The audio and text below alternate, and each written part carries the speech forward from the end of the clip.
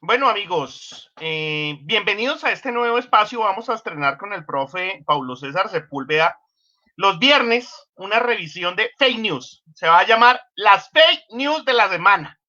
Estaremos en promedio de 4 a 6 de la tarde mostrándoles este tipo de comportamientos anómalos y particulares que suelen darse en este tipo de situaciones.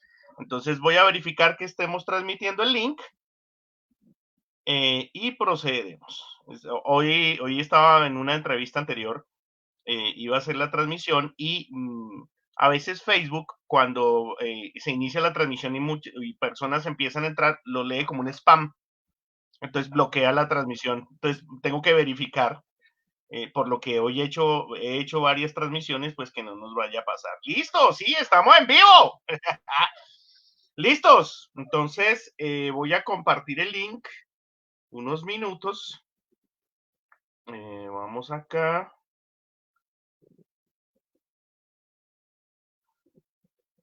Perdón un momento.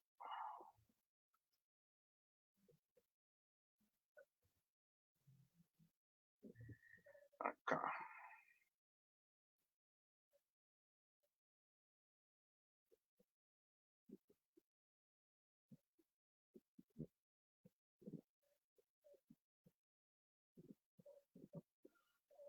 Se fue. Comenzamos. Bueno, estimado Paulo, muchísimas gracias por asistir. Estamos en un periodo muy interesante. Ahí ya tienes audio. Buenas tardes, Estamos en un ¿cómo periodo estás? muy interesante. Ujú. Entonces, vamos a metérnosle a esto, Paulo, mostrándole a nuestra querida audiencia y todas las semanas, semana a semana. Luis Lancheros, qué bueno que se nos haya pegado, Luis. Eh, Vamos a hacer esta revisión de noticias falsas y malandrinas que hay por ahí. Ujú, Entonces, pues voy a plantear los tres temas que vi hoy y de los cuales les traigo imágenes para analizarlas. ujú, Eh, yo creo que el gran título de la semana se llama Pagar para mentir. ujú, ¿Por qué pongo ese primer punto de las fake news de la semana? Porque fue el tema de la semana. Caló cadena, sí, señores, sí. Sobornó testigos, pagó para que dijeran mentiras. Pero además no se descubrió solo eso. Eh, También Uribe estaba ahí involucrado. Hay unas pruebas que según la Corte son irrefutables, pero además no vienen de ahorita, vienen desde 2007, cuando sobornó testigos para su primo Mario Uribe. Ya hay presos por eso. Es decir, el asunto venía siendo recurrente. Y entonces ahí vamos a ver varios elementos. De hecho, la nación fue condenada, el Estado fue condenado por armarle campañas de desinformación al magistrado Iván Velázquez. Lo mismo, pagan para que digan mentiras en contra de las personas. Pero además, por lo que vi esta mañana, esta mañana o anoche, lo leí esta mañana, debió ser anoche, la nación también fue condenada por espionaje y por armarle información falsa al opositor de Uribe, Gustavo Petro. Entonces, es toda una metodología de pagar para mentir, para generar información falsa y poner a la gente a pensar cosas que no son. De lo que hemos visto hasta ahora, ¿qué pretenden con eso? Pues zafarse de la justicia. Eso es lo que estamos viendo ahí. Evitar estos personajes como que no caben dentro de la ley y entonces procuran desbordarla a ver cómo les va. Pues no les está yendo bien, ujú. afortunadamente. El segundo punto del cual voy a procurar hablar es una situación espantosa, me parece, y es la reacción de los medios de comunicación. Tan pronto la Corte comenzó un poco antes, una tarde antes de que la Corte emitiera su juicio. Y fueron las amenazas de Vicky Dávila casi que advirtiéndole a la Corte, usted va a meter al país en una situación de violencia. Ese es el cumplimiento de la ley, es el Estado de Derecho. Pues de ahí en adelante tuvimos a Luis Carlos Vélez, a Salud Hernández, a varios medios de Ujú. comunicación, pues yéndose contra la Corte Suprema de Justicia. Es decir, hay que evitar cumplir la ley y establecer el estado de opinión. Pues no, señores, el estado de opinión es donde se desarrolla la ley del más fuerte, a ver quién tiene más fuerza, quién más aceptación, y chao los que sean más débiles. No, señores, para eso es el estado de derecho. Eso es parte de la democracia. Lo que pasa es que a estos sectores pues no les gusta la democracia ¿qué le vamos a hacer? Estamos en una democracia y creo que muchos ciudadanos estamos dispuestos a defenderla. Y el tercer punto, que yo creo que el profe se va a dar gusto hoy, es el tema de las falacias. Sí que utilizaron falacias, o sea, yo creo que el sitio de Paulo César en Twitter vas a tener más que diversión. Y entonces voy a empezar a subir algunas imágenes. Vale. No sé si quieras opinar al respecto mientras voy subiendo las imágenes. Bien, cuando usted dijo que el tema del día era pagar para mentir, a mí de una se me ocurrió las estrategias de publicidad, de prensa, que en muchas ocasiones, si bien no es ilegal, sí hay allí un conflicto de intereses. Entonces, si una alcaldía, si presidencia pauta en un medio de comunicación, que eso es legal, entonces, ¿de qué manera el medio se cuida de hablar mal o de criticar ese personaje? ¿Sí? Ya ha habido algunas denuncias de ciertos medios que eran muy críticos hacia algunos alcaldes, pero la alcaldía entonces decidió pagar pauta en esos medios de comunicación y ya las críticas se han suavizado. Pensé que también íbamos a ver por ahí, quién sabe, pero el último punto, no, el segundo punto que usted tocó, que es el de la reacción de los medios de comunicación. Independientemente de que estén pagando directamente pauta o no, ahí uno también ve mucho conflicto de interés.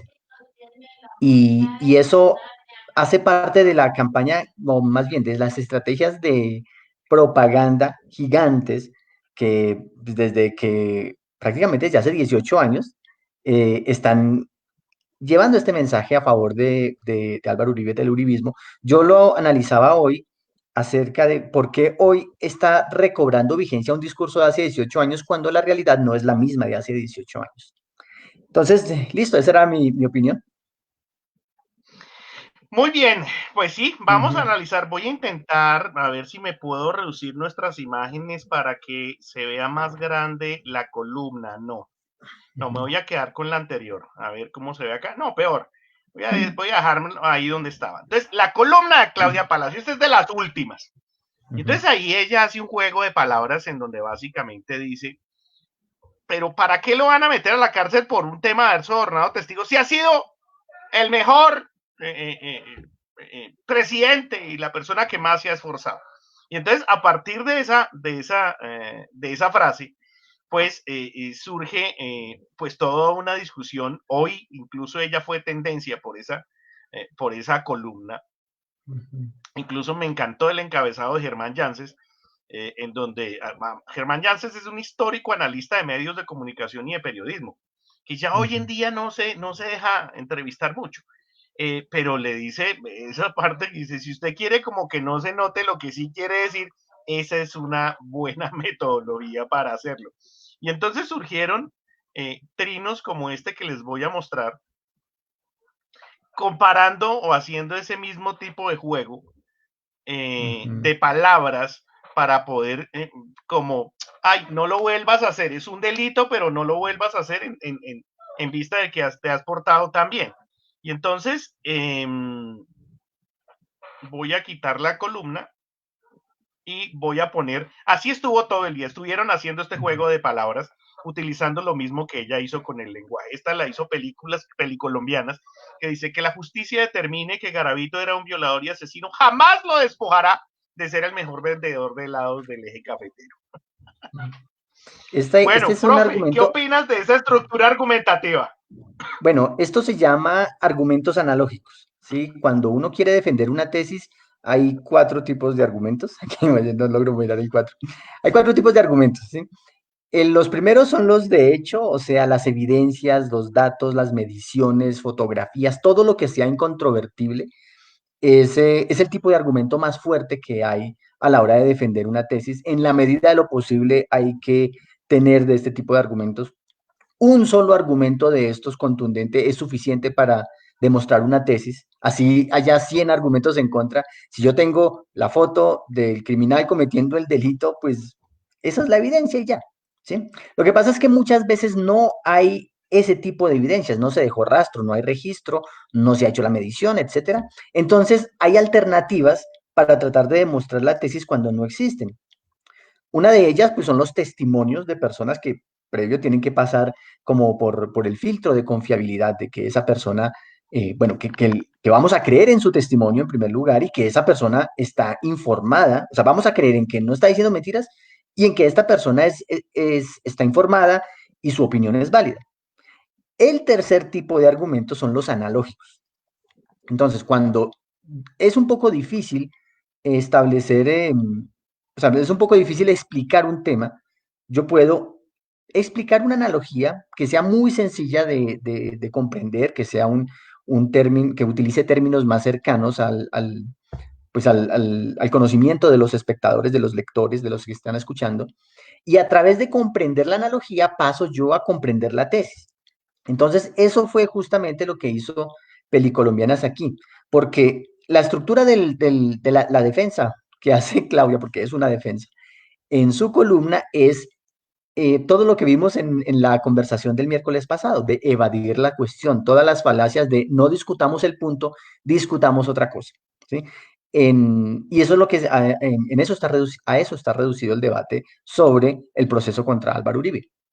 Decir, como fue buen presidente, entonces no le discutamos algunos delitos que fueron cometidos después de que él haya sido presidente. Incluso alcancemos a conceder que fue el mejor, o sea, ese no es el punto. Muchas de las, muchas de las veces que yo explico una falacia, yo digo, eso no tiene que ver con que si es cierto o no, es con que si es válido o no razonar así. Entonces, lo que Peli Colombianas hace acá es una analogía entre alguien que cometió un crimen y que de manera paralela tenía un rendimiento excepcional en una tarea, tenía muy buen desempeño y era reconocido por algo. ¿Mm?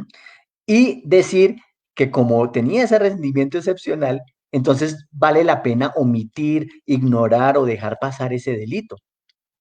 Como a nosotros nos va a parecer absurdo que a Garavito se le pueda perdonar el crimen que cometió porque había sido bueno en su trabajo, ahora, esa es la analogía, volvamos a la discusión original. Cambiemos Garavito por presidente Álvaro Uribe y en su momento, no, cambiemos vendedor de helados por presidente y cambiemos Garavito por Uribe.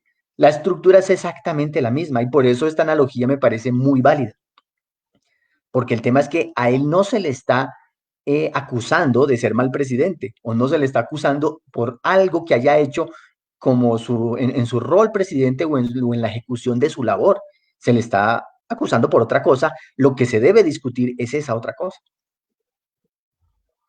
Ok, vamos con el siguiente caso. Aquí son varias imágenes, vamos a hacer como diferentes casuísticas a partir de los datos que se reunieron en la última semana. Entonces voy con la siguiente.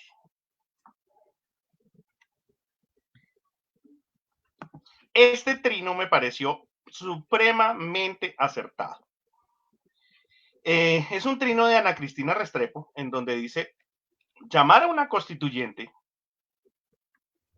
a partir de que Uribe haya sido juzgado, es decir, que lo hayan obligado a cumplir con la ley, es la formalización del estado de opinión.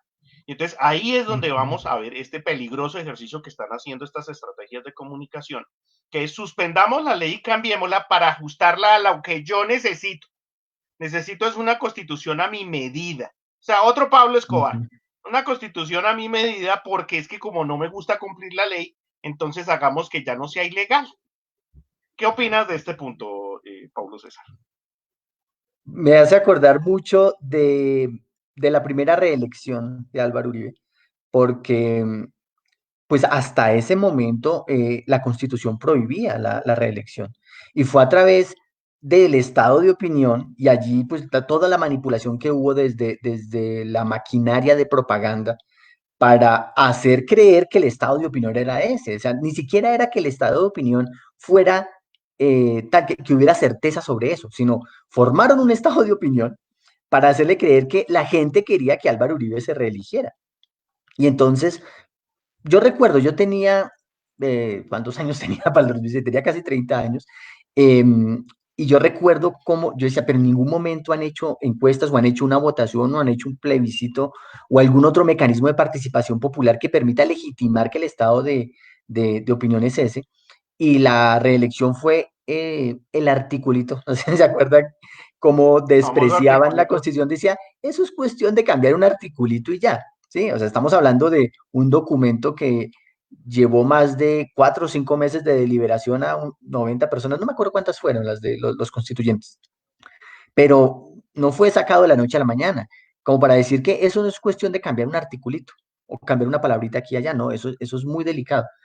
Y lo mismo se intentó hacer con la segunda reelección, ¿sí? Que por fortuna se cayó, pero ahí también se saltaron muchas leyes, se veía a Valencia Cosio, me acuerdo mucho, haciendo lobby en el Senado, cuando esa no era su función como ministro del Interior. ¿Mm? Entonces era muy parecido a lo que usted dijo esta mañana y también en Antier, que era el gobierno, ¿cómo es? El Estado es el partido. Y entonces, como el Estado es el partido, necesitamos cambiar esto.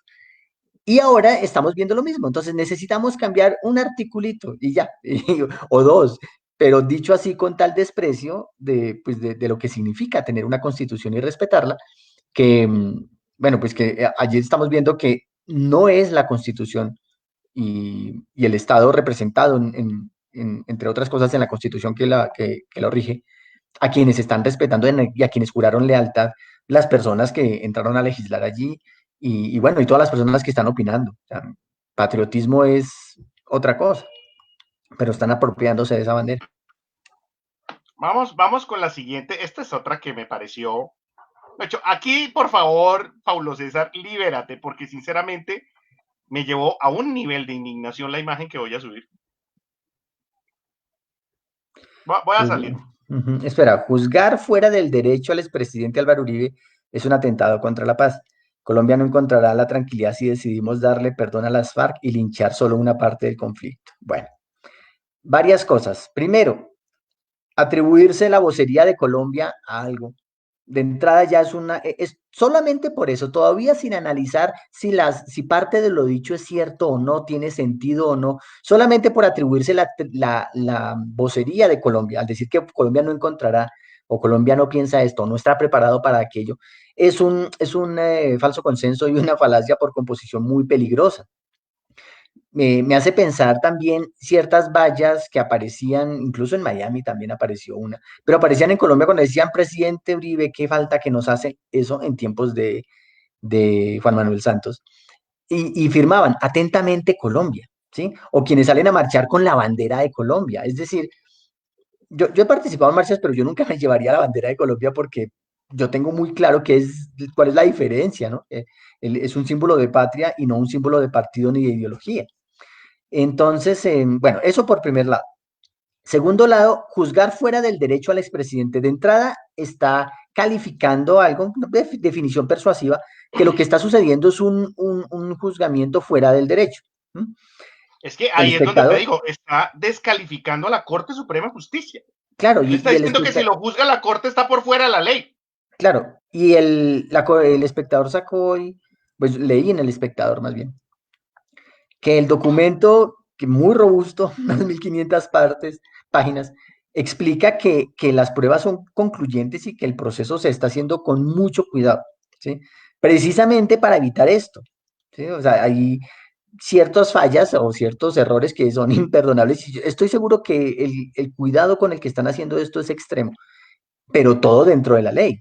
Ahora, de entrada, no entra, o sea, este Luis Carlos Vélez no está discutiendo si se está juzgando dentro del derecho o no, si se está siguiendo debido proceso o no, sino a priori está descalificando todo el proceso. Y me parece muy peligroso por por el cargo que tiene él. ¿Sí? Que pues, es el director de noticias de uno de los dos medios más grandes de mayor difusión. Es muy peligroso que se tenga este tipo de opinión. Ahora, ¿es un atentado contra la paz? Bueno, a mí, yo no soy la persona para decir si sí o no. Mi posición es que el proceso tiene que seguir, pero yo voy que otras cosas que sí han sido atentados contra la paz no han sido denunciados por Luis Carlos Vélez de la misma manera. Por ejemplo, el asesinato sistemático de los firmantes del acuerdo o de líderes sociales o de ambientalistas o bueno, de cantidad de personas que eso sí representa un atentado contra la paz. Ha hecho que él no se pronuncie ni siquiera para mencionar que existe el evento, no digamos ya en contra. Y eso muestra en él un sesgo muy fuerte acerca de arbitrariamente decidir qué información va a relevar y qué no, qué va a publicar y qué no, sobre qué, y eso visto como medio, Como individuo tiene todo el derecho a estar sesgado, a decir, pues yo considero esto más importante que aquello. Es apenas natural, todos tenemos sesgos de ese tipo. Pero no se trata aquí de estar a favor o en contra de ellos, sino de omitir la información o resaltar esa información, que como medio es mucho más peligroso. Una especie de, en algunos casos, autocensura para hablar de ciertos temas. Y bueno, eso es lo que más le ha quitado a él credibilidad como director de noticias, entre otras cosas. Bueno, y segundo, eh, la manera en la que describe acá, dar perdón a las FARC y linchar solamente una parte del conflicto. Entonces entramos otra vez, linchar, definición persuasiva, no se está linchando, se está haciendo un proceso judicial por un delito que se ha demostrado que ocurrió. Y bueno, dar perdón tampoco, bueno, no sé, digamos que esa parte hasta uno la puede aceptar y acepta que haya gente que piense que eso fue un indulto de 100% o un perdón. Hubo un proceso de paz, ¿sí? Y hubo cosas para negociar. Y estaba muy claro que el hecho de que el conflicto llevara 50 años era suficiente evidencia para decir la estrategia no está funcionando, la estrategia de derrotarlos militarmente no ha funcionado. Ni siquiera en tiempos en el que de Uribe, que fue cuando más insistencia se hizo, más despliegue, sí lograron algunas cosas, sí lograron reducir, hubo delación, hubo muerte de cabecillas, hubo algunas zonas que se liberaron, pero no se derrotó. Entonces, decir, ni siquiera con 8 años intensos de guerra en cabeza del presidente que más le interesaba esa vía, la vía militar para derrotar el conflicto, se logró derrotar el conflicto. Entonces era como, bueno, no podemos seguir aquí como la mosca que intenta atravesar el vidrio, ¿no? Golpeándose y golpeándose repetidamente. Intentemos otra alternativa y ese fue el proceso de paz. Entonces, supongo que era inviable o más bien era impráctico o iluso pensar una rendición total, como tampoco, pues bueno, del Estado no va a haber tampoco una rendición total. Entonces, los términos que está utilizando son, son para envenenar el discurso de entrada. Entonces, si yo quiero, de alguna manera quisiera responderle a Luis Carlos Vélez, me tocaría, o sea, ¿por dónde comienzo? Primero, por aclarar que no es linchar. Segundo, por aclarar que no fue perdón. Tercero, por aclarar que no es fuera del derecho. Cuarto, por aclarar que es atentado contra la paz y que otras cosas no más. Y solamente para tratar de precisar las palabras que usó, todavía no entraba a defender su idea. Vea, a defender, a controvertir su idea. Y esa es una de las tácticas, pues, de este tipo de falacias de evitar la cuestión de las que hablamos el miércoles pasado. Yo vi esas mismas 4 partes y mira, la lectura que yo hice fue, primero, qué atrevimiento decir que si lo juzga la Corte Suprema de Justicia está por fuera del derecho. O sea, parece espantoso eso, porque es de legitimar las instituciones. Eso yo creo que deberían a uno quitarle un puesto, o sea, que lo haga cualquier persona, pero una persona que está en ese cargo a hacer eso, adiós. Dos, el atentado contra la paz. Este término de atentar contra la paz, pues es un llamado desde mi perspectiva a la guerra. ¿Cómo combate uno un atentado contra la paz? Pues la guerra. ¿Juzgar a Uribe es un atentado contra la paz? Entonces está llamando a sus seguidores a la guerra. La otra es, Colombia no encontrará tranquilidad si decidimos darle perdón a las FARC. ¿Cuál perdón? Están en proceso de juicio. Hasta ahora lleva 2 años la JEP y están llamándolos. Ahorita el comunicado de hace 4 días es que comienzan ya los cabecillas a pasar y eso era lo acordado y eso es lo que están haciendo. Están en proceso jurídico. No se les ha dado perdón de nada. Y linchar, o sea, llamarlo a juicio de hacer que cumpla la ley Uribe, es lincharlo. Entonces es un nuevo llamado a sus seguidores para desatar temas de violencia. Me pareció muy delicado la imprecisión y la desinformación que pretendió este señor con, con, con, este, con este mensaje tan desafortunado. Voy a subir el siguiente. No sé si quieras completar algo más ahí. No, está muy bien. Me preocupa que en el chat están diciendo que hay algunos que no escuchan. Y Una bueno, persona, es solo sí. una persona. Ah, Ya bueno. le doy, la persona, Ángel, que no estás escuchando, verifica si tienes algún plug en el computador o si tienes conexión directa a internet. Es preferible que no utilices señal Wi-Fi, sino que estés conectado directamente al computador. Puede haber alguna obstrucción en la señal. Bien, Generalmente cuando es una sola persona, no es aquí un tema de la plataforma, sino algo que está sucediendo en la ya. recepción de él. Y Luis Lancheros me pregunta que cómo podemos combatir esas falacias. Pues no se trata tanto de combatir. En este punto, el ejercicio que yo hago es puramente de estructura del texto. Yo sé que Luis Carlos Vélez no me lee y que la opinión de decirle su texto está mal porque incurre en estas falacias, pues no va a disminuir el impacto que va a tener en las personas que quieren leer ese contenido y lo quieren citar. El punto es, al menos tengamos presente que el discurso está envenenado. Yo vuelvo a insistir mucho, el hecho de que un texto sea falaz o esté escrito de una manera muy sesgada, no implica que la información sea cierta o sea falsa. ¿Sí? Ese no es el punto es, esa es una manera equivocada de razonar y así como se puede equivocar allí, puede resultar teniendo otro tipo de equívocos y esa parte es la peligrosa. Ujú, Bueno, vamos con este, este fue otro que me pareció increíble. Ricardo Henao, otro periodista de Noticias RCN, dice, y Timochenko libre, y eso los hace más felices y piden justicia. Es el país en que nacimos. O sea, terminó echándole la culpa al país. O sea, si ujú, juzgan a Uribe es culpa del país. ¿Sí? Si se cumple la ley, es culpa del país. Y además, y ujú, ahí entras tú, bueno, y qué tiene? Hubo un trino que me encantó de una abogada que decía, pero ¿cómo mezclan peras con manzanas? Una cosa es un ujú. conflicto armado y otra cosa es un delito ordinario. Sí, sí, Procede. porque además es que ese es el punto que los seguidores de Uribe no parecen querer evadir, porque yo sé que hay unos muy inteligentes y lo entienden, pero lo quieren evadir para aprovechar a los que no entienden. Es que este no es un proceso por todo lo que se le acusa.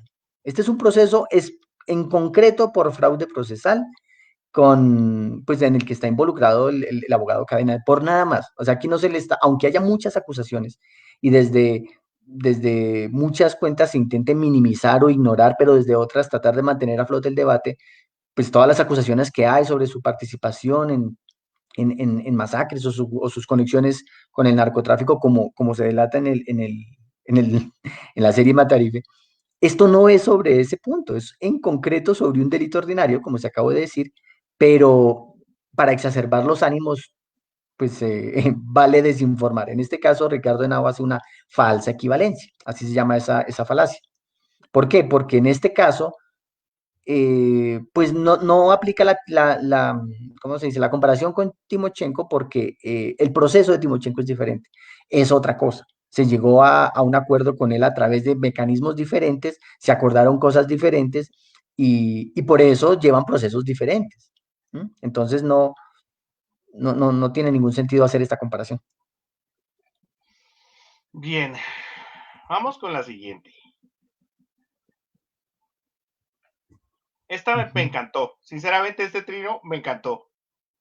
Voy a bajarme acá para... ujú, claro.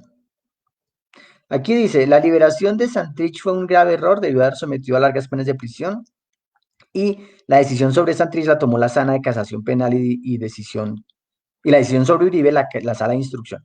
Claro, esto significa que los incendiarios, espera un segundo, Pablo César, porque hay que aclarar por qué le hace esa aclaración. ya, Porque esta señora dice, ¿confundidos? Sí, está claro, la Corte Suprema hace mucho dejó, imagínense eso, dejó de ser una institución creíble y se apoderó de un grupo ajeno a su misión. La misma Corte que juzgó a Santrich juzgó a Álvaro Uribe Vélez, es lo que dice ese trino. ujú, Entonces sale José Miguel Vivanco de Human Rights Watch y le dice, a ver, claro, pudo haber un error, pero lo que estaban haciendo era cumplir con los procedimientos. Acuérdense que en el caso de Santrich, el fiscal Néstor Humberto Martínez escondió las pruebas. Acuérdense de eso. ujú. El tal video nunca apareció y después de que les tocó soltarlo, lo soltó. Duraron un año pidiéndole las pruebas y no las quiso entregar. Y en el segundo punto me parece espectacular porque le dice, mire, una cosa es la sala de casación penal, que era la que tenía Santrich, y otra es la sala de instrucción. Ni siquiera se repite un solo magistrado. Es decir, abiertamente está mintiendo. Sí, y también en estos días cuando se hizo el escándalo, bueno, no escándalo, pero la anécdota del madrazo de la senadora Angélica, eh, recuerdo mucho el debate acerca de por qué los congresistas no habían aceptado reducirse el salario y había muchos que no entendían que eso fue una votación pequeña, primera, de comisión. Entonces, es como hacer una confusión entre el tipo de cosas que se deciden en comisión y el tipo de cosas que se deciden en plenaria. ¿M? Y bueno, estoy seguro que en plenaria quizá tampoco hubiera pasado, pero pues hay que ser justos con qué fue, cuál es la evidencia real, y la evidencia fue, pues hubo una votación entre 16 que quedó 8-8 y luego apareció alguien más a votar. Entonces, pasa lo mismo acá. Se aprovechan de que el común ciudadano, yo por ejemplo, este era el tipo de cosas que yo no conocía, no conoce la estructura interna de la Corte Suprema, no sabe cuántas salas hay, quiénes están aquí, quiénes están allá, qué proceso sigue uno, qué proceso sigue otro. Y como el común de la gente no sabe eso, entonces incendian la, pues incendian con mensajes como este, Claudia Gurizati, aprovechando esa ignorancia que muchos tenemos. Muy bien. Voy con la siguiente imagen.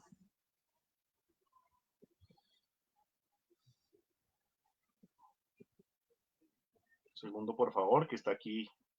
Se me puso pensativo. Esta me encantó. O sea, dentro de la piedra que me dio, yo dije, Paulo César se va a divertir con esta. Está cargando todavía. ¿Y cuál es, mientras nos llega? De pronto yo la leí. Ah, sí, claro. Esta. Entonces me voy a salir. Bueno, aquí este excongresista es uno de los que, ¿cómo se diría? Lleva más al extremo este tema de armemos un desmadre con lo que vayamos a decir. Es muy impreciso. No sé si lo hace con todo, con conocimiento o es de pura torpeza.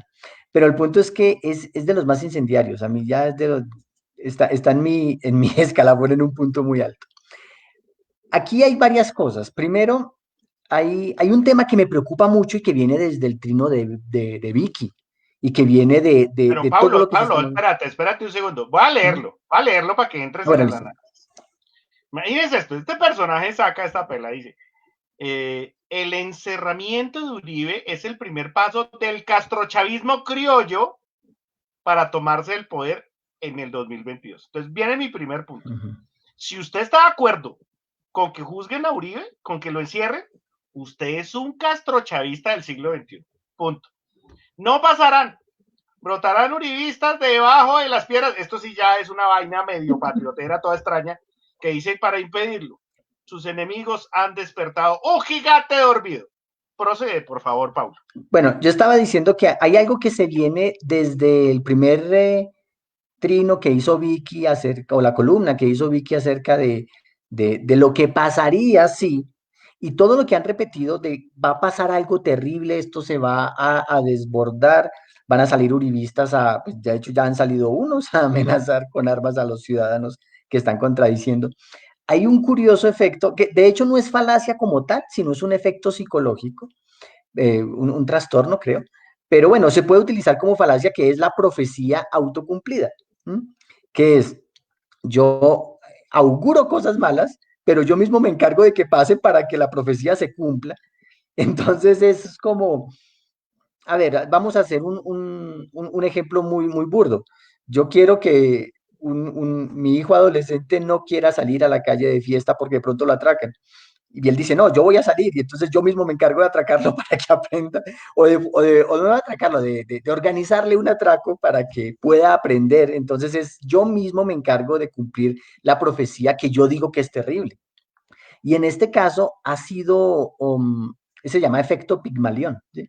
Pero bueno, me preocupa que ese sea el tono de muchas declaraciones, el tono de no lo vamos a impedir, vamos a salir, si es posible nos armamos. Ya salió por ahí un video de alguien enmascarado anunciando que de ser necesario se arma, y bueno, la gente que salió a protestar en sus caravanas en sus camionetas blindadas y polarizadas con armas, a disparos al aire, a defender el proceso.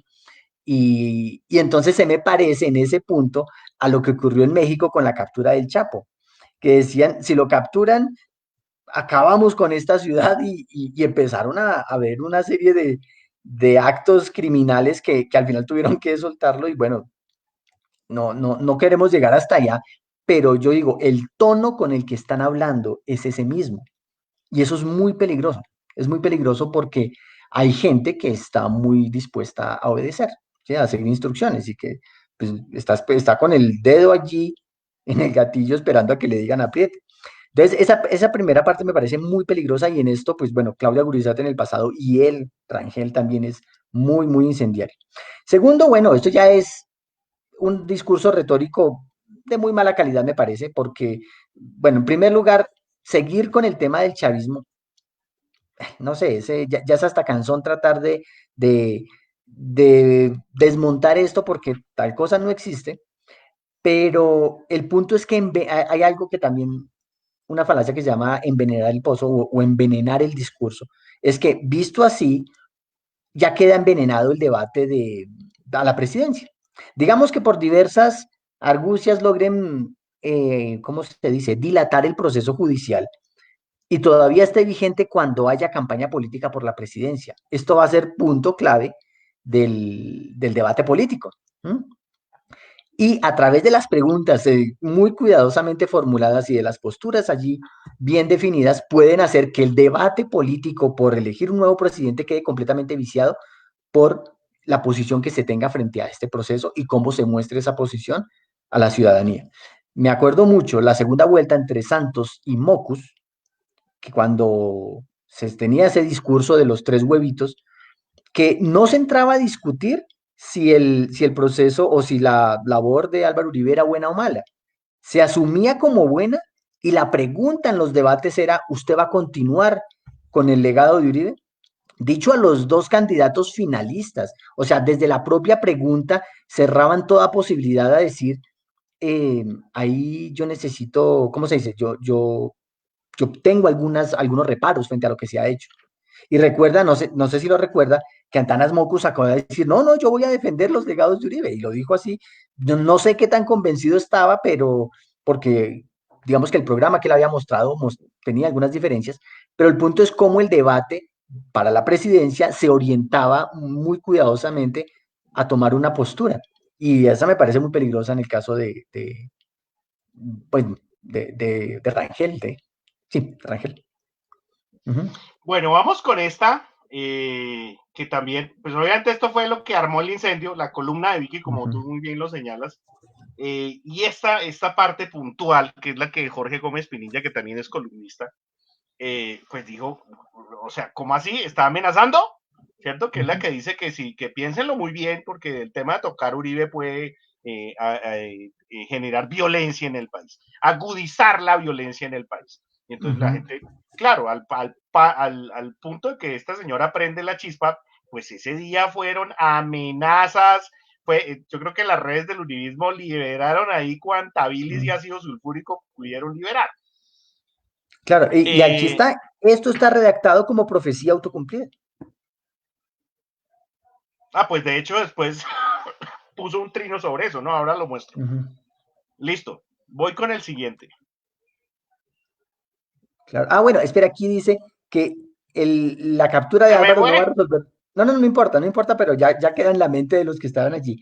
Hay una falacia muy peligrosa, se llama la privación relativa, que es apelar a problemas peores.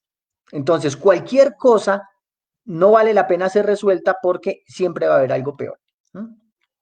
Y es peligroso porque siempre la realidad está llena de cosas más graves y más peligrosas. O sea, si vamos a hablar desde el punto de vista económico, desde el punto de vista de infraestructura, desde el punto de vista de la educación, de la salud, naturalmente hay problemas tremendamente sensibles.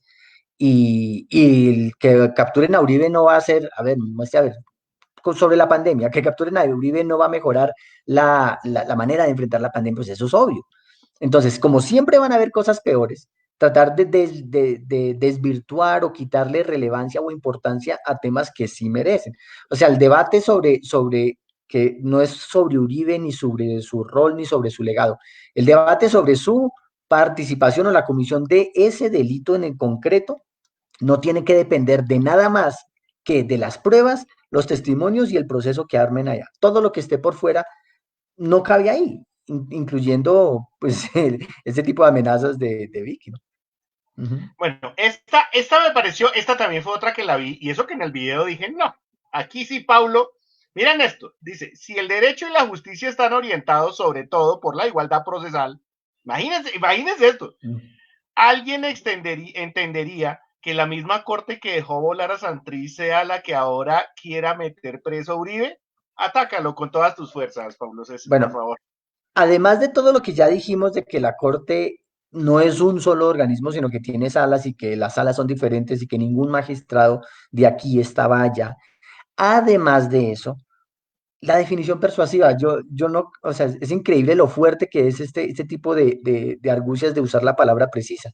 No es que la Corte quiera meter preso a Uribe per se, está investigando un delito y si es culpable, pues tiene que recibir la pena que se establezca y si es inocente, pues se absuelve. No es querer meter preso a alguien. Y tampoco, bueno, no sé, dejar volar a Santrich, tampoco fue así, aclarando que fue también una falla de Néstor Humberto Martínez directamente. Pero el punto es, bueno, este ya lo habíamos explicado, incurren los mismos defectos que ya vimos antes. Listo. Este fue otro que dije, este sí es, este es uno de los temas del estado de opinión. Pongamos el Ujú. estado de opinión. Voy a bajarme Bueno, acá Bueno, entonces dice un trino hecho por Noticias RCN en el que pregunta y responden 11.000 votantes. Este es un recurso muy utilizado por todos quienes quieren establecer una opinión, pero esto es un arma de doble filo. Y de entrada yo les digo, ningún sondeo de Twitter, porque no es una encuesta, es un sondeo y la precisión en el término es bastante importante. Ningún sondeo de Twitter es válido para demostrar absolutamente nada más allá de lo anecdótico de que esas 11.000 personas pensaron así. ¿Por qué? Porque se quiere hacer igualar que no tiene ningún rigor, es solamente publicar un trino con dos opciones, a una encuesta con un muestreo estadístico muy riguroso, como la que sí salió por el Centro Nacional de Consultoría y que reveló que incluso en Medellín la mayoría de la gente está a favor del proceso de que la Corte Suprema de Justicia esté allí y que en Cali llegó a más del 90%. ¿Sí? Bueno, entonces, ¿qué pasa con estos sondeos? ¿Por qué no son válidos? Primero, la muestra es autoescogida, autoseleccionada. O sea, yo decido si quiero participar en la encuesta o no. Segundo, si yo tengo por casualidad varias cuentas, puedo votar varias veces. Yo personalmente tengo 4 cuentas, que es la personal, que casi nunca la uso, la de Habla Divertido, la de La Falacia del Día y con la que comentaba ciclismo hace unos años. Yo podría entrar aquí a votar 4 veces. Y segundo, este sondeo no le llega a todas las personas, solamente a los que tienen Twitter en primer lugar y segundo a los que les llegó la encuesta. Entonces hay muchos y puntos. que sigan la cuenta de Noticias RCN. Bueno, yo puedo votar O a en una menos que, encuesta, yo puedo votar en una encuesta que no siga, pero que alguien que yo siga la retrinó y entonces me llegó. El punto es que metodológicamente esto tiene vicios por todo lado como para que la conclusión tenga alguna validez. La única conclusión que se puede sacar acá es que de 11.000 personas, 11.308, que decidieron votar, el 61% votó que no. Más allá, no tiene ninguna otra validez. O sea, y sería muy peligroso que Noticias RCN dijera, Colombia dice no, o los oyentes dicen no, porque ellos naturalmente tienen más de 11.000 votos. O sea, yo no sé cuántos seguidores tiene Noticias RCN, pero debe estar por lo menos por 100.000, 200.000, quizá 1.000.000, no sé. Entonces, el tipo de extrapolación que se haga puede ser muy peligroso y puede hacer aquí crear el efecto falso consenso a partir de mostrar como cierto un muestreo que no lo es. pues yo lo que primero vi fue puntualmente doblar la justicia para establecer el estado de opinión. Porque miren que no está preguntando si se está cumpliendo con la ley. Lo que le está Ujú. preguntando es si comparte la decisión de la Corte. ¿De acuerdo? Entonces, hagamos una Exacto, encuesta. es que desde la pregunta, pues es que hasta la pregunta está viciada. Por eso es que este tipo de sondeos no pueden llevar más allá de la anécdota.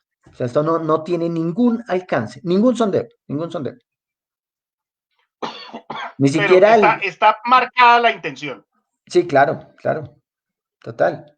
Muy bien. Pero ningún sondeo, ni siquiera el de si es mejor el tamal que la lechona, nada, eso no tiene ningún tipo de representatividad. Bueno, este me gustó y me pareció refrescante, eso sí se los digo.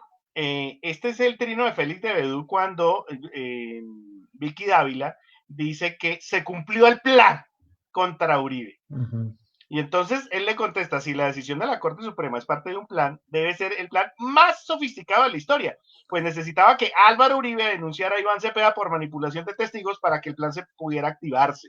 Claro, recuerden ustedes que este es un caso en donde es Uribe el que le solicita una investigación a la Corte Suprema contra Iván Cepeda. Y ujú. el problema es el año pasado, cuando se le arrepienten los testigos, que empezaron ya allá en pleno in situ a decir, no, realmente el que me dio plata fue el doctor Cadena, y ahí la cosa se Ujú. puso bien particular. Voy a pasar al siguiente, o no sé si quieres comentar algo No, mientras no, voy sacando mi está muy hoja. bien, está muy bien. Ese es una, ¿cómo se dice? Es un muy buen trino para que el debate se centre en lo fundamental, ¿sí? No puede haber un plan allí. A veces acá este tema se nos va poniendo un poco demorado, pero ¿No? es Y que es que hoy, esta semana, sí que ha sido claro, hay palabras como complot, como conspiración, como plan, que tienen una carga muy fuerte. Imagínense que siempre que hay algún tipo de, ¿cómo se dice? Incluso ay, se me fue la idea, pero las acusaciones que siempre hubo en tiempos de Chávez contra Estados Unidos y viceversa, las de Cuba contra Estados Unidos y viceversa, y en plena Guerra Fría, esa era una palabra muy común, ese era el complot, la desestabilización, y están tratando de heredar la connotación negativa que tiene esa palabra a este sencillo evento que es simplemente seguir un proceso judicial. Ah, bien, este es el siguiente del desafío de la Corte. No, me gustaría que hablara usted sobre este. Ah, bueno, este es la editorial del Tiempo, ¿cierto? del Tiempo, nada más Exacto, ni nada menos sí. que la editorial del Tiempo, y la titula El desafío de la Corte. Imagínense eso.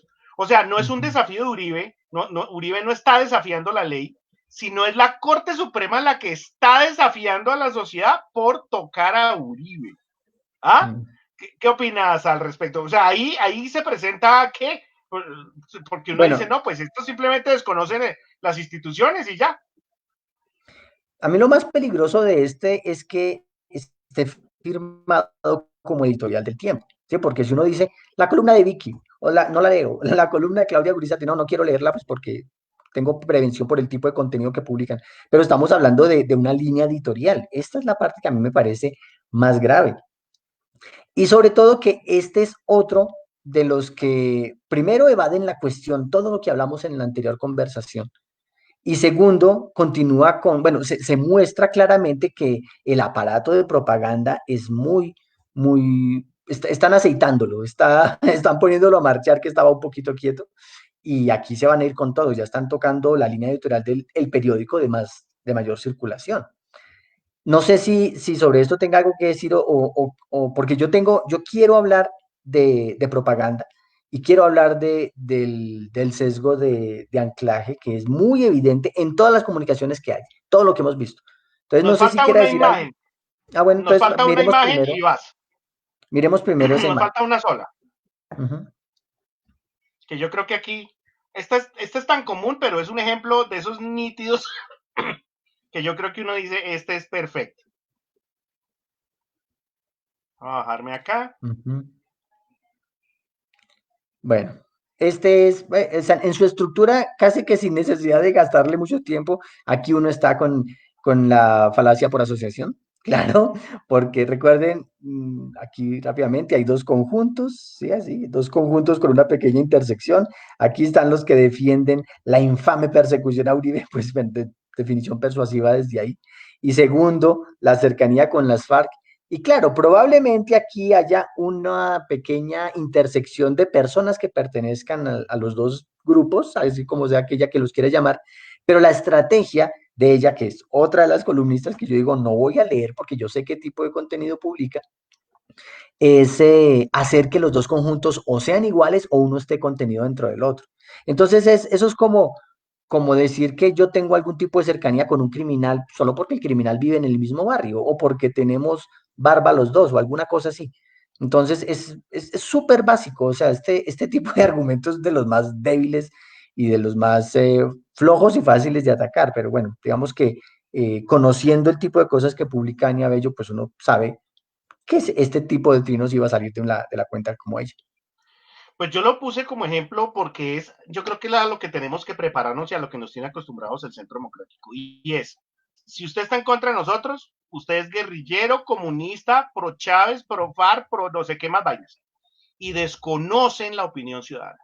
O sea, no puede, y esta mañana lo decía en un programa, hoy en Colombia usted no puede criticar ni el narcotráfico, usted no puede criticar ni el paramilitarismo, ni puede criticar la corrupción, porque usted de inmediato es comunista, fariano, ya, toda la cantidad. Ellos simplemente polarizan con eso. Y eso hace que incluso intimiden la gente que está en contra de los delitos que cometen, dice, no, mejor no opino porque pues yo no soy comunista. Y ahí logran cierto factor de impunidad y de intimidación porque uno no quiere que le digan comunista. No, y es el mecanismo que utilizan, generar que si usted no está de acuerdo con ellos, entonces usted tiene cercanía con las FARC. Bien, esta era la última imagen. Sí, señor, Sí, procede. qué, qué bueno porque se conecta con lo que yo quiero decir. En la propaganda, yo había hablado un poquito de eso en la anterior conversación, pero así rápidamente decimos, la propaganda es la estrategia de difusión de información, ¿sí?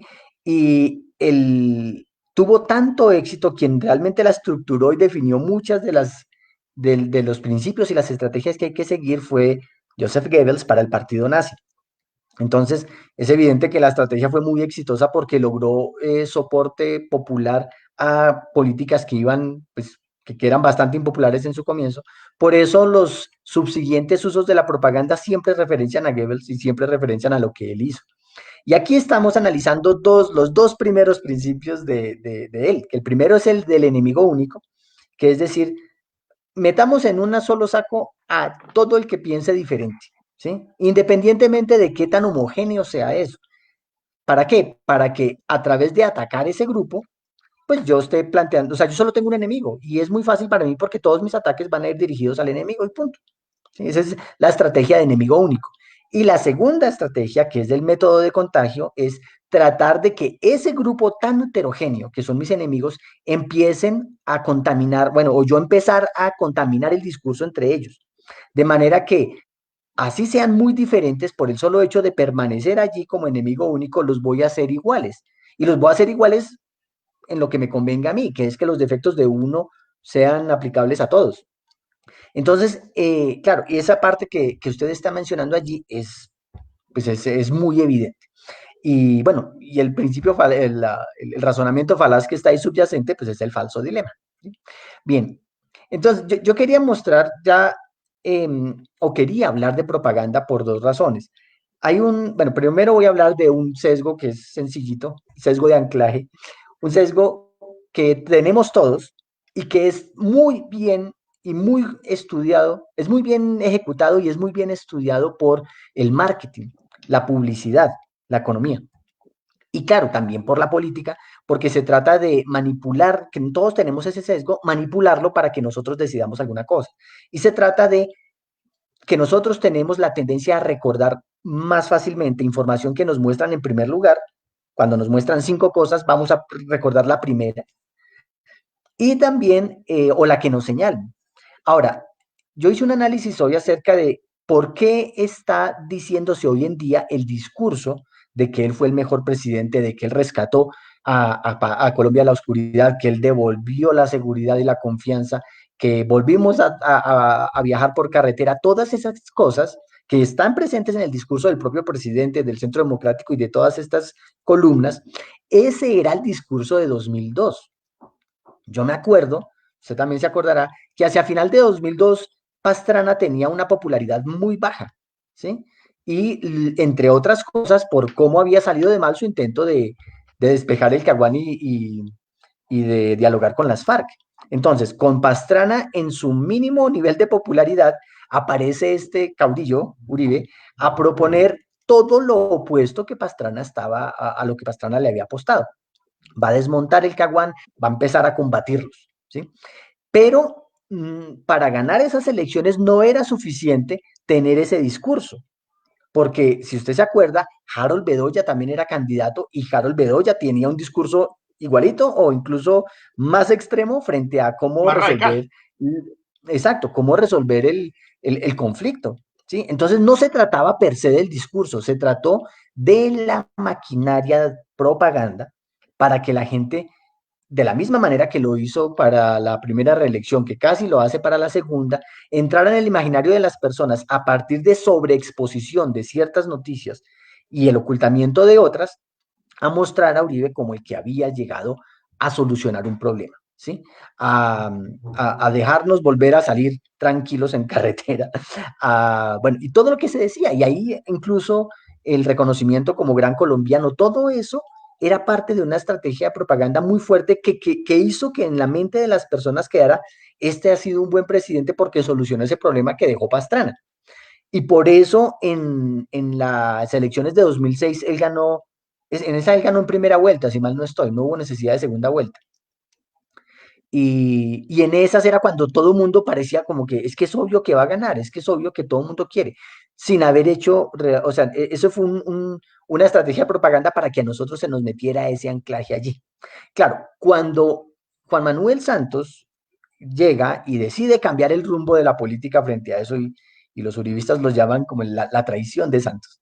Cuando ocurre eso, entonces la derecha se divide entre quienes apoyan, pues una salida, quienes apoyan otra, y eso hace que la estrategia del enemigo único haya perdido vigencia, porque ya no hay enemigo único, hay por lo menos tres bandos, entre ellos los que, como muchos, en el caso mío, apoyaba el proceso de paz, pero no apoyaba otro tipo de políticas de Santos. ¿Mm?